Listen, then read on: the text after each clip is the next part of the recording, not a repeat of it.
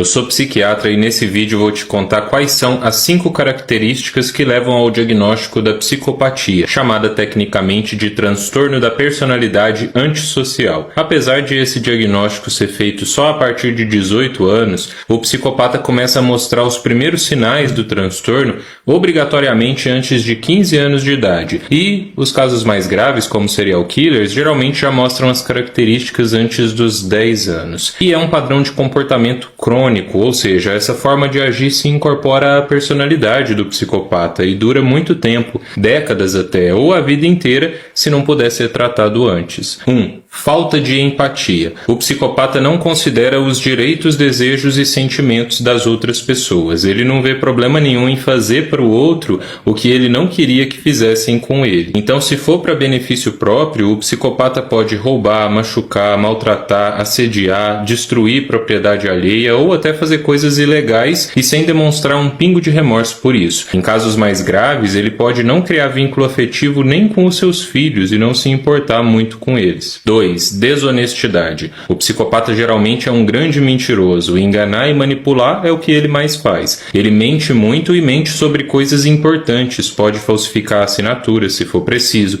usar nomes falsos, trapacear, roubar ou fraudar. Apesar de mentir muito bem, o psicopata mente tanto que pode acabar manchando a sua reputação nos lugares onde ele já é conhecido, porque mentira tem perna curta e logo todo mundo que convive com ele percebe que ele está sempre cheio de rolos. 3. Arrogância e descaso pelas regras. O psicopata tem um senso exagerado da própria importância e pode ser extremamente arrogante e convencido. Ele quer dar opinião sobre tudo, decidir tudo e, diferente do narcisista, que tem uma autoconfiança da boca para fora só para se exibir, mas internamente morre de insegurança, o psicopata não. O psicopata se sente o maioral de verdade e quer dominar e ser o líder de qualquer ambiente onde ele chega. Ele tem tão pouca humildade que não consegue seguir as regras da sociedade. O psicopata frequentemente quebra leis, quebra normas e não segue ordens. 4. Agressividade e irritabilidade. O psicopata tem um charme superficial e pode ser muito bom de lábia. Ele tenta passar uma imagem de bem-sucedido, calmo, inteligente e pode usar termos difíceis para te impressionar. Mas quem convive um pouco mais com ele começa a perceber que aquele ar de pessoa bem resolvida é só disfarce. Isso porque o psicopata, quando é contrariado,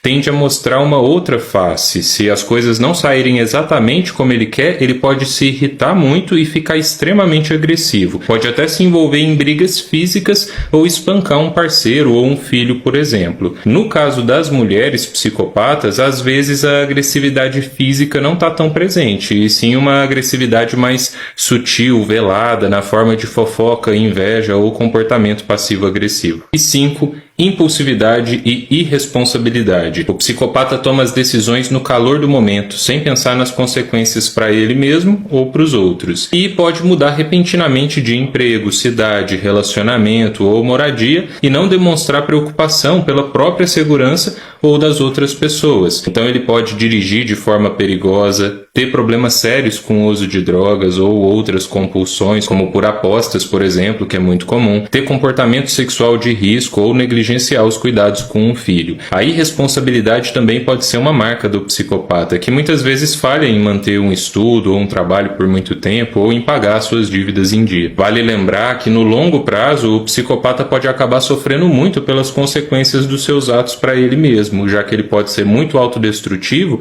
e ter tendência à depressão, ansiedade, abuso de drogas e até suicídio. Sem falar que o psicopata tem muito mais chance de morrer de formas violentas, como por homicídio ou acidentes, por exemplo. Além disso, é muito comum a comorbidade da psicopatia com outros transtornos da personalidade, como narcisista, borderline ou histriônico. A espiritualidade pode ajudar muito os psicopatas a melhorarem quando eles querem, assim como a terapia, o tratamento psiquiátrico ou até o próprio passar do tempo e a maturidade. Alguns psicopatas mais leves melhoram depois dos 30 ou 40 anos espontaneamente, com a experiência de vida. Então, se você conhece um psicopata, afaste-se dele para se proteger, mas se ele um dia te pedir ajuda e dizer que sofre mentalmente, seja diferente dele, exercite a sua bondade e incentive ele a se tratar.